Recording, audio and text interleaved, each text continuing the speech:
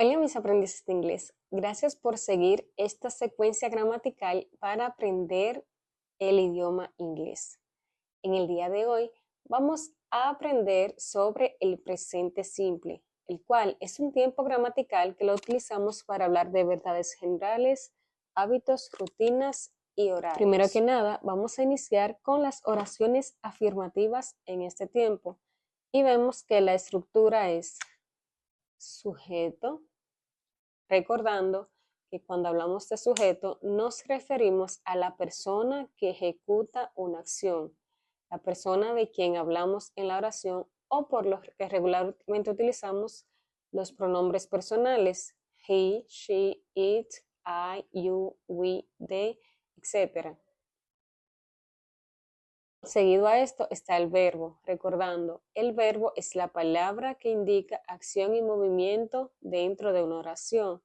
Pudiera ser dance, sing, walk, talk, etc. Y finalmente el complemento o resto de la oración, y ya eso depende de la intención del hablante. Vamos a iniciar primero con los pronombres generales, es decir, no vamos a entrar a la tercera persona del singular, que es por la parte que sé que estás aquí. En ese sentido, vamos a ver tres oraciones aquí que siguen exactamente el orden gramatical que acabamos de expresar. Por ejemplo, tenemos I work on Friday. Yo trabajo los viernes. Tenemos sujeto, verbo, resto de la oración. Luego dice, we go to school. Nosotros vamos a la escuela. Sujeto una vez más, verbo en su forma base hasta el momento y resto de la oración, to school, para la escuela. Finalmente, dentro de estas tres oraciones tenemos they study English. Ellos estudian inglés. Si se fijan, tanto la estructura de la oración como la pronunciación y orden de la misma va tal cual como suena. Sujeto, I, verbo, work, sin ninguna modificación, on Friday, resto de la oración. Ahora bien, cuando vamos a hablar de la tercera persona del singular, he, she, it, aquí es donde se centra esta gramática de manera principal y sé que es la razón por la que seguro estás aquí, para comprender la pluralización de la tercera persona del singular en el presente simple. Y para eso tenemos la explicación de estas reglas súper fácil. Y sé que al terminar este video podrás dejarnos algunas oraciones en los comentarios para validar tu aprendizaje. Nuestra primera regla general nos dice que cuando vamos a conjugar un verbo con la tercera persona del singular, que aparte de he, she, it, puede ser mi mamá, tu papá, el perro, el gato, mi tía, la profe, el abogado, el doctor, etc., pues le voy a agregar ese al final del verbo. Ahora bien, si el verbo termina en estas indicaciones que acá tenemos, CH, SH, S o SS, X y la vocal O, entonces finalmente vamos a agregar ES al final de esos verbos que cumplan con esas terminaciones. Ahora bien, si mi verbo termina en Y, pero delante de la Y tengo una consonante, profe, ¿qué es una consonante? Son todas las letras que no son las vocales. Entonces voy a cambiar la Y por una I latina y agrego ES al final del verbo. En ese sentido, si mi verbo para la tercera persona termina en Y, pero delante de la Y no hay consonante, sino que más bien hay una vocal, pues simplemente sigo mi regla general y voy a agregar una S al final. Si te fijas, tanto las oraciones de este lado como aquí debajo son las mismas, solo que estoy cambiando sujeto para entonces poder aplicar las reglas que te acabo de indicar. Y, por ejemplo, acá ya habíamos visto que mi oración dice I work on Friday.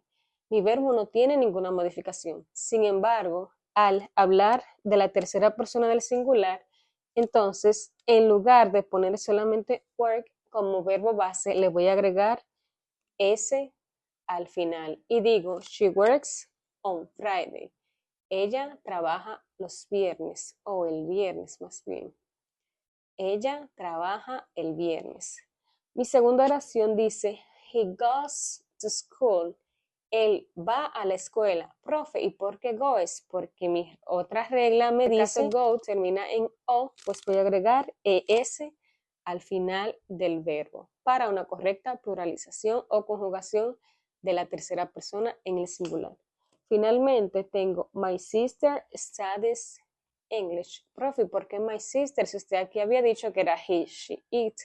Recordamos que my sister, your father, the teacher, quien sea, si es una persona que no es usted ni soy yo, entonces cae dentro de la tercera persona del singular porque se puede sustituir con uno de estos pronombres. Pasamos ahora a aprender la forma negativa del presente simple. En esta parte que hemos estado explicando, vemos que dentro de nuestra estructura para una oración hemos agregado el don't en medio del sujeto y del verbo. En este sentido, mi estructura ahora es sujeto, persona de quien hablo, don't, verbo, la acción que va a ejecutar esa persona y el resto de la oración. Y ahí digo entonces, I don't work on Friday. Yo no trabajo el viernes. We don't go to school. Nosotros no vamos a la escuela. They don't study English. Ellos no estudian inglés. Sencillo, ¿no? Avanzamos. Entonces, aquí debajo he puesto la estructura para negar a la tercera persona del singular. Vemos entonces que ahora dice sujeto, doesn't, verbo y complemento. Al igual que aquí arriba, el doesn't, que es la palabra con la que vamos a negar a la tercera persona, va justo en medio del sujeto y del verbo. En ese sentido, nuestras oraciones pasan a decir, she doesn't work on Friday. Si se fijan, ya yo no tengo la pluralización en el verbo. No tengo she doesn't works. Hemos eliminado la S porque en el doesn't ahora está la pluralización. Que si se fijan, hay diferencia entre el doesn't y el don't. En ese sentido, la pluralización recae únicamente en la negación. She doesn't work on Friday. Ella no trabaja el viernes.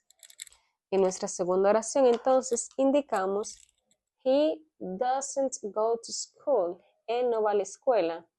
Igual, ya vemos que no decimos goes como en las oraciones previas, sino más bien que la pluralización sigue recayendo en la negación. Finalmente, my sister doesn't study English. Mi hermana no estudia inglés. ¿Puedes crear una oración y dejarlas en los comentarios? Estamos casi finalizando este video y vamos a aprender las oraciones interrogativas o más bien a hacer preguntas. En este lado, nuestro orden ha cambiado.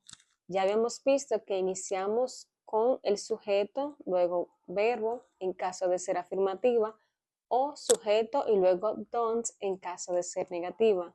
Sin embargo, ahora vamos a empezar con el auxiliar do.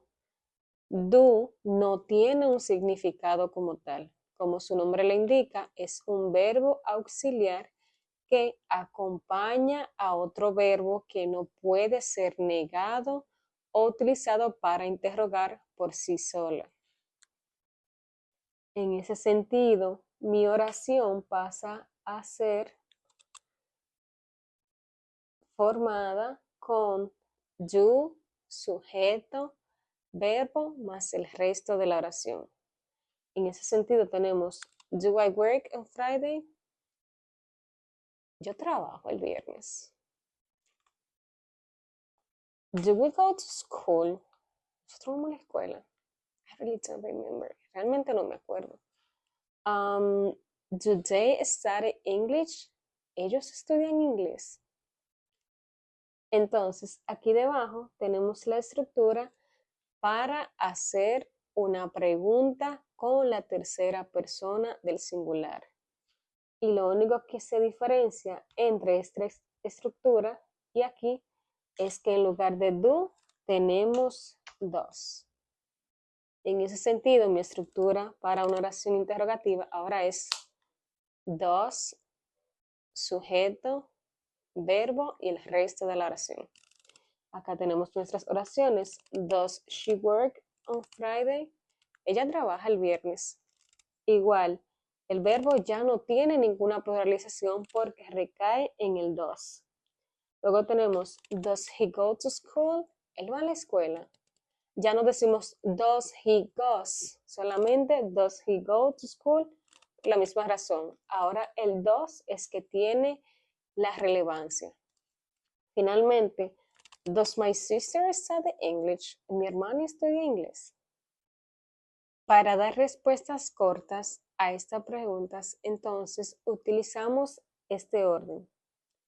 Si mi respuesta es afirmativa, voy a utilizar yes, sujeto, do o does conforme el sujeto de quien esté hablando.